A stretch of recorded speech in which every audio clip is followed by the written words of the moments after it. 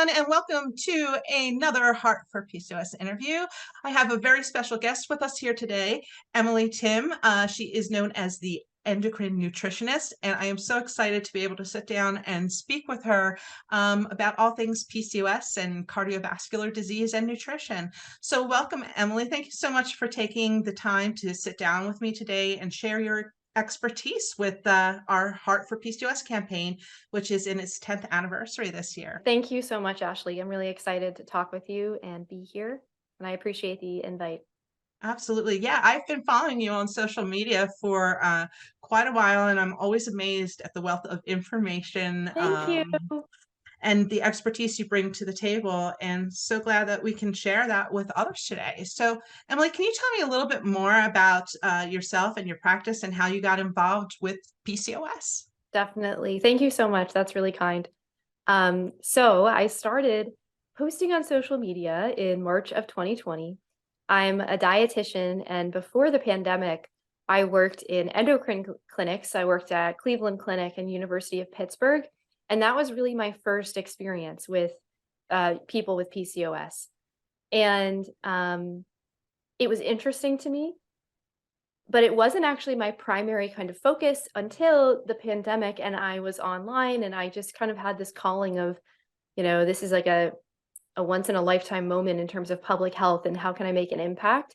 And I started seeing so much content about PCOS, and I'm like, wow, I know a lot about PCOS. I'd love to know more about PCOS. And I literally just started becoming obsessed during the pandemic. I would just stay up late and research and find everything I could, and I would share it. And my account has grown, and it's just the coolest thing in the world to be able to do this for women. My practice works primarily with women with PCOS. I have a number of different ways you can come into my world, everything from a membership to 90-day coaching programs to private coaching. So I really try to provide a gamut of stuff, plus all the free content, free podcast, etc. Well, I am so glad that you became obsessed with PCOS because we need more people talking about it and educating and helping. Because up until recently, there really hasn't been a lot of information or networking. We've kind of been individually trying to figure things out and figure this whole PCOS thing out. So bringing this all together is just wonderful. So I wanted to dive right in. Because you are known as the endocrine nutritionist, what, if anything, do you have to look at differently when incorporating lifestyle changes for someone who has an endocrine disorder like PCOS?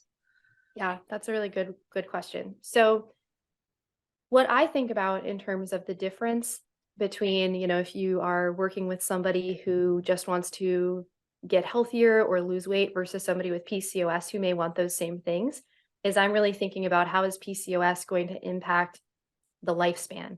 So every single conversation, every single choice that you're going to make, everything that you're going to include in your life, we want it to, number one, support the PCOS symptoms in the moment, but also set you up for lifelong health. So it requires a lot more critical thinking, a lot more nuance to really address preventing things like diabetes and heart disease, but also just extending the lifespan, creating a really positive quality of life, since women with PCOS are also impacted by so many mental health challenges. So that's how I view it, is really looking at how does PCOS manifest throughout the lifespan, and how can the choices that we make today create positive ripple impacts forever. And thank you for saying that, because that's one thing that I think a lot of people miss is it is through the lifespan. Yep. A lot of things that you find online point to PCOS being a condition of reproductive aged women, which it is, but it goes beyond that. There are girls as young as 6 years old that can have it. There are women that are menopause, postmenopause, like myself, that I still have it. It's changed in the way it looks, but it's still there. Yeah. So creating sustainability is really important. So you were talking a little bit about weight loss and how it might be a little bit different for PCOS. So how is losing weight with PCOS different from losing weight without the syndrome? So I would say the process of inducing weight loss can be more challenging, but it can be especially more challenging if you're using conventional strategy. So, if you go into a Weight Watchers meeting, or you're just kind of looking at cutting down your calories or using something like MyFitnessPal, you may not get the same results as your friend sitting next to you. And I think that can be incredibly frustrating. So with PCOS, we have this really core component of insulin resistance. And when we have excess insulin floating around in the bloodstream, that can increase hunger, increase cravings for carbohydrates and different things, and also impact the way that we store fat. So, there's really this metabolic component that is outside of your control. And so with weight loss and PCOS, thinking about an approach that's not just going to help you lose weight as quick as you can, but is also going to address the underlying insulin resistance, the inflammation, to make everything feel easier, but then also optimize your health long term. Yeah, because I think a lot of times we do get caught up in that, losing weight with PCOS as being the main focus, but maybe you could talk a little bit more about nutrition for improving health as opposed to just starving our bodies or doing things to lose weight. Why is that so important?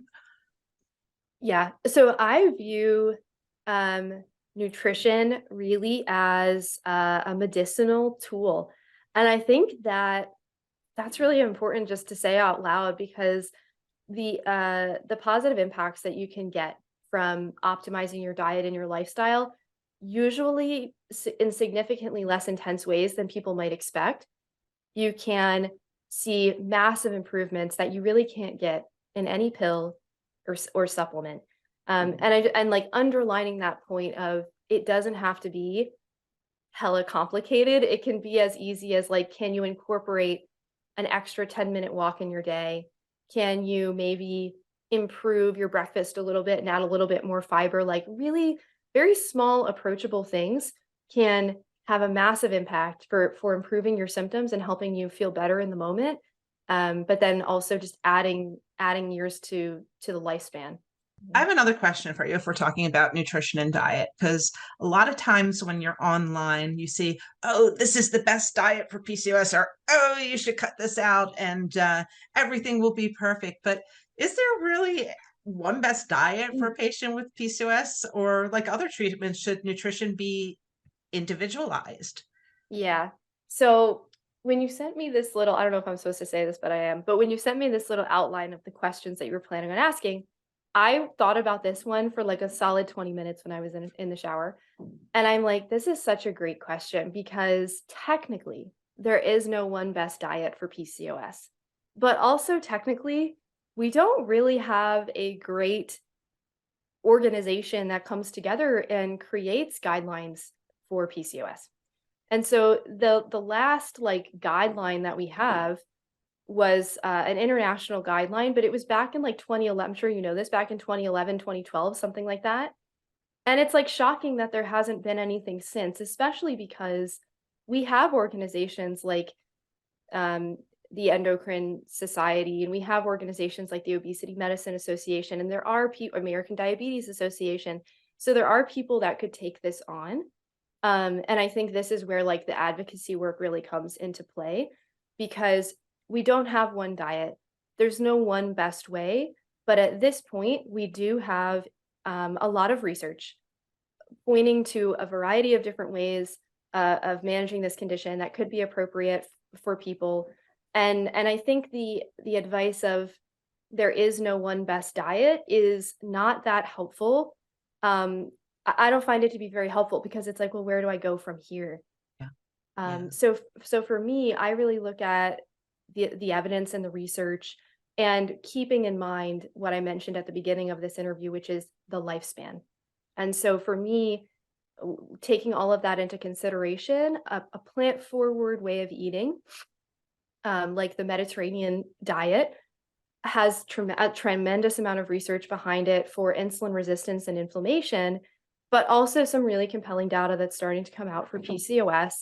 And so I like to provide a recommendation or a launch point for people with PCOS so that you're not just kind of, taking a shot in the dark, but you have somewhere where you can at least begin and then individualize it from there.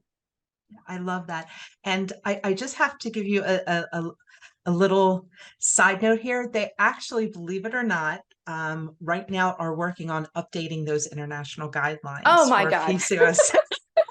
It's about time, right? Yeah.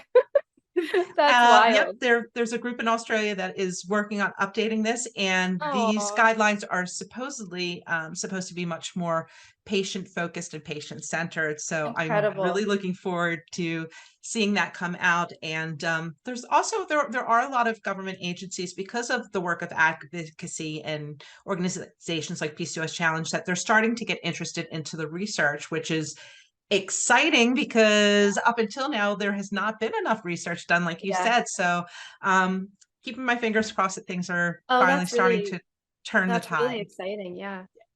So with all of this information and not knowing where to go or where to turn or what's right and what's wrong, many patients with PCOS get very stressed about the types of foods we're supposed to eat, the types of movement we're supposed to do, and the things that need to help us be emotionally well.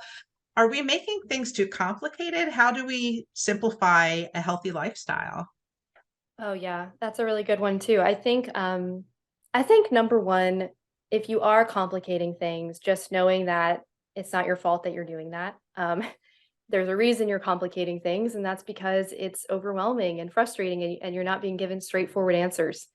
And so the human element comes in, and we want to find solutions. So, don't blame yourself if you're overcomplicating.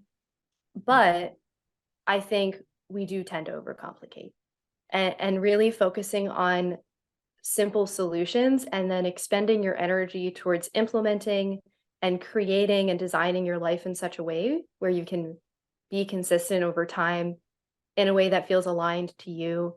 It is really the path forward. But what I think happens, I'm sure you can relate to this maybe, is that you maybe start off with something. You're not necessarily seeing a result very quickly.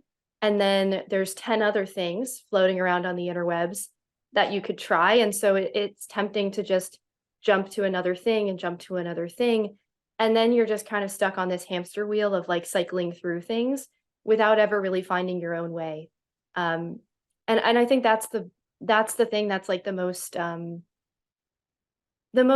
devastating. The thing that impacts quality of life is that your mind can be constantly focused on this problem, and instead of using that energy to focus on the solution. Yeah, absolutely. There was research that came out that showed, I can't remember the exact percentage, but there is a very large percentage of PCOS patients that are dissatisfied with timeliness and diagnosis and with treatments and with care. And I think that speaks volumes because like you said, that we don't have one comprehensive guideline of where to go or what to do or how to do it. So Mhm. it's really important to keep bringing that focus back to create things that are sustainable and that can make a difference throughout the lifespan. So Yeah. when we are nurturing our body the right way, ensuring it has the right nutrients, are we also practicing prevention for things like, while we're here, diabetes and cardiovascular disease? Absolutely. Yeah. I mean, and this is where I get really lit up because um, with PCOS, specifically, and with heart disease, I think this is even in the marketing, it's the number one thing that kills people. It is. And so to me, every single public health effort or every single solution that somebody's going to want to bring into their life should keep that in mind. Because I think that's really the power of nutrition, is thinking about this bigger context of, this is the thing that can help me just live longer than I may have otherwise. And this is why I think the Mediterranean diet is so important, because when you implement a Mediterranean eating pattern, within 3 months, your risk for having a cardiovascular incident, a heart attack, a stroke, whatever, goes down by greater than 30%. I think it's around like 33, 37%. And we don't have, a statin or another medication that can replicate that. So that's like the thing that just makes me feel like in my soul, like I got to shout the Mediterranean diet from the rooftops because it's so easy to do and can literally save your life, extend your life, and is the most heart healthy, most evidence-based heart healthy way of eating. And can we talk about just how delicious the food is on the Mediterranean diet, Yeah, please? Because that's yeah. I think that it can be a little intimidating because you might think that all you can eat is Mediterranean food, and God forbid you don't like Mediterranean food, then what could you eat? But I think that's the coolest thing about it is that it really incorporates all cultures. It's really just about these components of the eating pattern. So like the whole grains, the beans, the nuts and seeds, the fruits and the vegetables, the olive oil, like you mentioned. What am I forgetting? Small amounts of dairy, small amounts of lean protein, red wine can be a part of this eating pattern. So it's like just getting back to basics, getting back in the kitchen. I think of Mediterranean eating as just like home cooking. So, reducing restaurant takeout food and just even making meals in very, very simple ways for ourselves can do so much. and it's also a lot less processed, so you don't have to worry Yeah. about a lot of those endocrine disruptors and chemicals that come with that processed food. Yeah. So since we're on talking about foods and diets, I've been reading more and more about plant-based nutrition being a good thing for patients with PCOS, and research also points to it being good for cardiovascular disease as well. So can you talk a little bit about what a plant-based diet entails and why it may be favorable for PCOS and reducing cardiovascular risks? Mm-hmm. Yeah. So when it comes to plant-based traditionally means, vegetarian or vegan, so complete avoidance of animal products. But the most compelling research are plans that are primarily plant-based, but that also have this flexibility or bring in the fish or bring in a little bit. And so I think that's incredible because you can reap the benefits of a plant-based diet by eating in a way that is plant forward, meaning that you're going to prioritize the plant-based meals, but you still have that flexibility to have the hamburger or to have this, the steak on your birthday. I always like that example. You have the flexibility to do that. And I think that makes it really sustainable for people to know that it's not one thing. Absolutely. Sustainability is what it is all about, because if you're not going to like it, you're not going to stick to it. So I love Yes. that. So I have seen in some of the podcasts and articles that you've done, you have talked about the 80-20 rule, which I love this. Can you talk a little bit more about this and explain what it is and how it helps with sustainability? Yeah. So Um, the 80-20 rule traditionally is implying that it's what you do 80% of the time that counts. And but what I say in my programs is I actually say for PCOS, we almost want to think about it as a 90% rule, at least in the beginning when we're counteracting that initial insulin resistance and inflammation. And so we will literally look at, what does it look like to be consistent 90% of the time? And if you look at the course of a week, we have 21 opportunities, 21 meals. And so what does it look like to be consistent for 90% of those meals?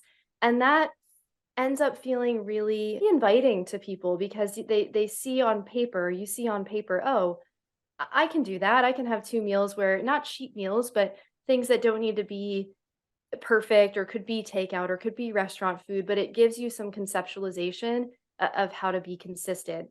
I also think though that you can take it however far you want. So if it's more doable to start at 80% or 70% or even 60%, you start where you're comfortable and then you build up over time. And that's just kindness and self-compassion. Yeah, which we don't give ourselves enough of. Right. So thank you for saying that.